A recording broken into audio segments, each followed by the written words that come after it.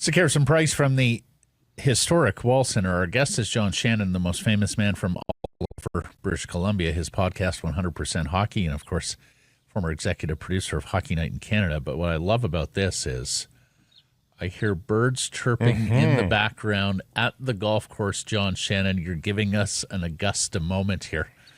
All right? Well, this is kind of revenge for me after you every time we've done this show over the spring, you guys were going to that damn Arnold Palmer golf course up. That's right. On the Sunshine Coast. We're going today. The Whistler Golf Club, the Arnold Palmer designed Whistler Golf. We're going today. Yeah. I haven't been able to play there yet, so I'm hoping to play there this fall.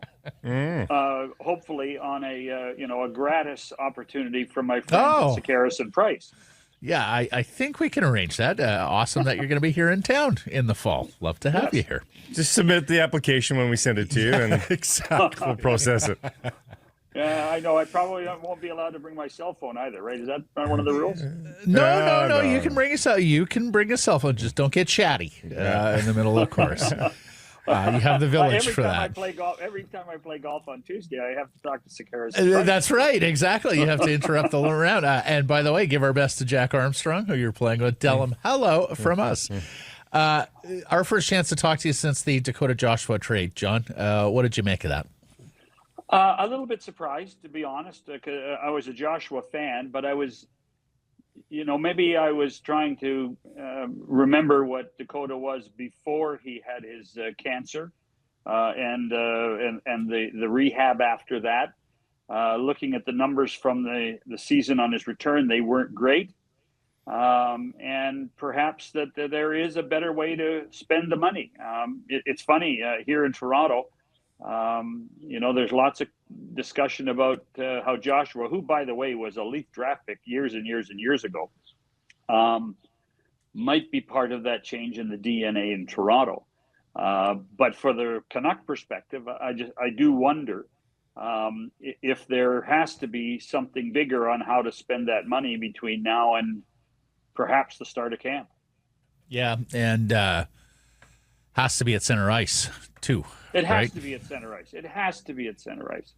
We had Patrick Alvin on our show, and he talked about, yes, Hedl can play second line center, but if it was an opportune situation to get another centerman and have Hedl as the number 3, this would make this team that much better and would be a really good complementary guy to have and 3 solid centers to start the season.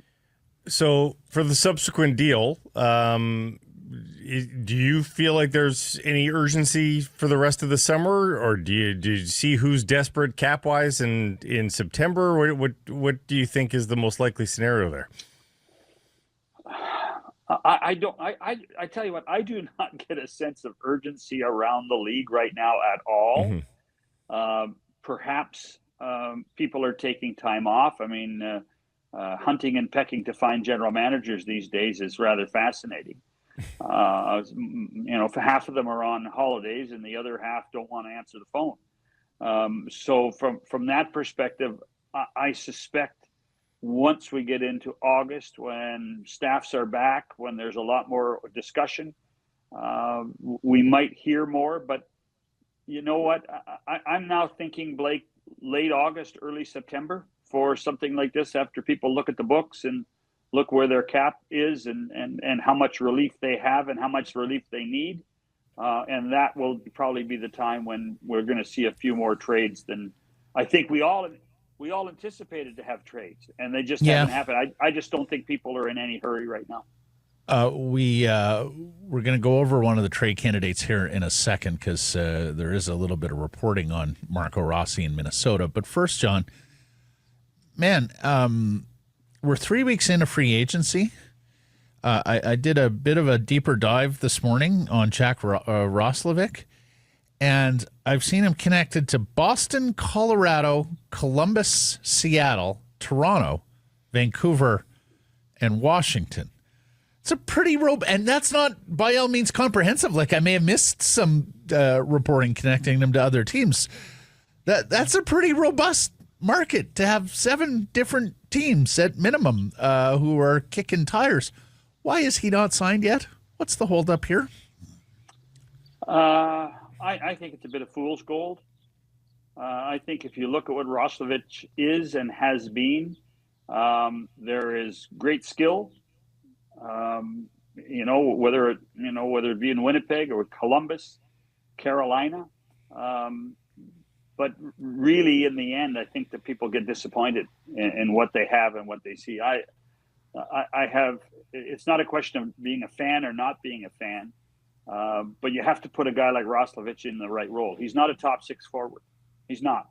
But then, if you want some checking, what kind of defensive skills does he have? And that becomes a challenge. Great hands, good speed, but that might be all it is. Yeah. John, you say that, and I put that together with what we saw or what we didn't see in free agency on July 1st. NHL GMs are getting smarter, man. Well, they're understanding they're understanding mistakes of the past and where not to plunk significant cap dollars. I can only think that the commissioner is sitting in his office and he's putting his hands in the sky, looking heavenly and saying, finally, people are understanding how to use the cap and what to use the cap for. Now, on the other side, I'm sure there are agents and players saying that what we're seeing is the end of the middle class. But, what we're going to see is we're going to see $10 million players playing with $1 million players.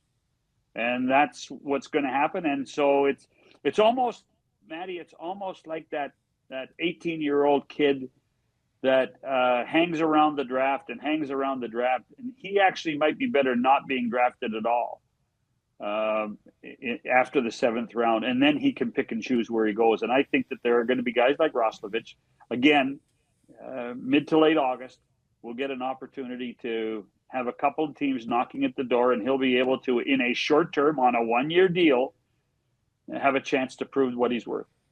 Okay, so what about Marco Rossi, who Michael Russo continues to say they are light years apart on a contract? The concerns about his playoff proficiency, concerns about his ability to fit into what the Florida Panthers have deemed as the NHL mold of a champion now these days.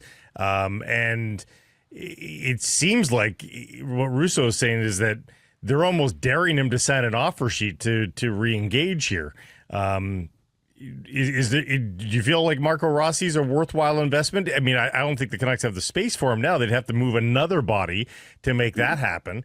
But is it a worthwhile endeavor? Because he is producing at a top 6 level, and there's really not much talent out there that is available that is doing that. Well, first of all, I have not seen him play as much as perhaps other people have. And by the way, Mike Russo's saying that, it's from a good source.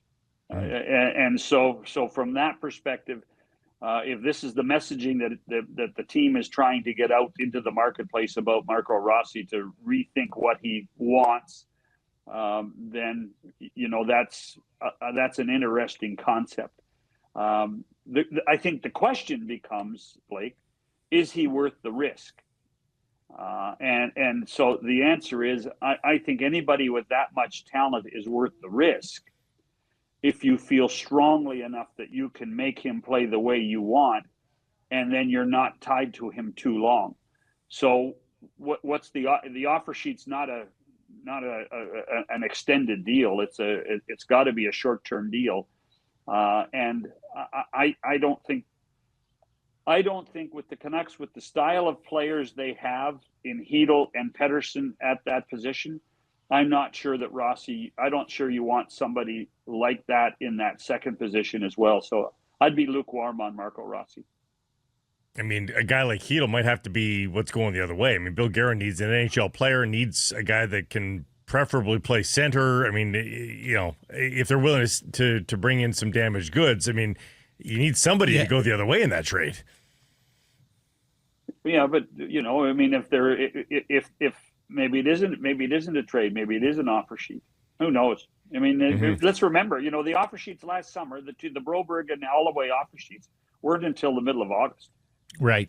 So the other thing on that one, John, come is back from their holidays. So that one sort of has all the hallmarks of Willie Nylander with Toronto a few years ago, where that may go into the season and that December date, whereby December 2nd, yeah. December 2nd, he's either got to be signed and for an NHL team, or he doesn't get to play the whole year. Right. Right. Yeah. And so, I'm not sure what Billy's thinking about, but he's obviously, now that he has lots of money to spend because he's out from under the Suter and Parise buyouts, he's being rather practical with his money in the short term. So I still see him in Minnesota. I still see Rossi in Minnesota some way, but perhaps it's a shorter term deal, and perhaps it's one that both can compromise on. I mean, the fascination for me is that we've gone through so many cycles. After entry-level contracts, we've gone, guys, it used to be the bridge was the only time the team had leverage. Now we went through a cycle of, okay, we get the guy an entry-level deal, and all of a sudden we're going to sign him to as long as we can. And now I think that, that both sides of the coin are trying to figure out whether we want to do the bridge or we want to do the long-term deal. And really, the only team that knows about what Rossi can do is Minnesota. I don't see him moving in the end, honestly. And honestly, I think that is one of the more fascinating situations in the NHL, John, because managers have come to the conclusion, and rightfully so, that if you have an asset in ascension, the long-term deal coming at an entry level has a chance to save you oodles so much money of dollars and cap space over the length of a longer-term deal. Mm-hmm. But of course, you have to prove to them that you are that guy. And so you got some guys who think I am that guy or I'm tracking that way, and the teams aren't willing to do it. Well, and Russo's messaging on that was that the player here, Rossi, is worried that if he signs a bridge deal, and he's absolutely right, they could suppress his usage, and then he can't even get the long-term deal that point because he hasn't yet proven himself. So he feels like he's stuck between a rock and a hard place. And there. if you talk to any manager in this league, they will tell you that this is the only time in a player's career that the team has leverage. It's the only time. And so from that perspective, people living and dying with what the bridge deal does in restricted free agency, it doesn't surprise me. Well, you're right, because you got to standardize ELC, and then in unrestricted free agency, you're begging the player to come as well. So that is really the only time. What do you make of the comment in there that Bill Guerin is trying to replicate Florida? We've seen this fall league before. We've seen it here in Vancouver, chasing the template of the Stanley Cup champion. I mean, I don't know that the Florida Panthers are dead ringers for like the best team before them, the Tampa Bay Lightning, and so on and so on. But with 3 straight visits to the Stanley Cup final, have the Florida Panthers found the template for the modern game? I think they have. And what they've also done is not necessarily a style of play. But when we talk about the core in Edmonton, we talk about the core in Vancouver. Well, the core in Florida is 12 guys. And they're under contract for 4 more seasons. That's the fascination with the Florida situation, is not only are they playing a certain style of hockey in the regular season and then they amp it up in the playoffs, but they're going to be able to do it for a longer period of time than I can remember, guys, almost prior to any salary cap era. To keep guys this long is amazing, absolutely amazing. And how Bill Zito has been able to do it with his staff. I mean, he's got a great staff. Let's face it, Gregory Campbell, Paul Finton, Rick Dudley, who's one of the great purveyors of talent. Roberto Luongo done a great job there. They've done an amazing job in a balancing act and getting guys to want to stay. Under winning helps, taxes help, lots of things helps, weather help. And that's really the story. And I'm not sure that can be replicated anywhere else in the National Hockey League. Mm-hmm. Lastly, John, schedule released last week. We had a few questions because we saw a few peculiarities with the Canucks schedule. They play host to St. Louis on Canadian Thanksgiving Monday. That's a 4:30 start here. And then they're in San Jose on U.S. Thanksgiving Friday, and that's a matinee start. We just thought a little odd. You have a American team in here for Canadian Thanksgiving with a matinee, and you have a Canadian team into the United States. How much does television get their say and govern those sorts of special games within the schedule? Well, we haven't seen the announcement of the network deals yet, but something tells me St. Louis versus Vancouver on a Monday night is the Amazon game of the week. It is. Yeah.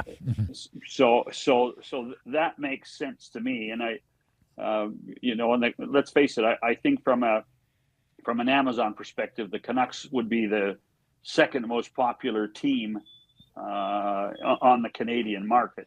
So that's a positive for them. As far as the U.S. one goes, what's happening now is, and really we're seeing it in all the sports, is that viewership in and around the holidays, we're going to see an amazing amount of Thursday, Friday games that U.S. Thanksgiving weekend, simply because everybody wants it. And by the way, it's much easier to position a U.S.-based team on Canadian Thanksgiving, simply because I'm sure that St. Louis has given their dates, and when they gave their dates, they didn't want to play at home because that's going to be smack in the middle of baseball playoffs.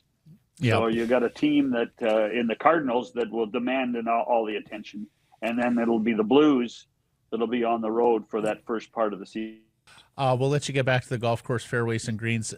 Give our best to your group. We'll be seeing Jack Armstrong here in October. Raptors and Nuggets here in October. So looking forward to that. Thanks, sir.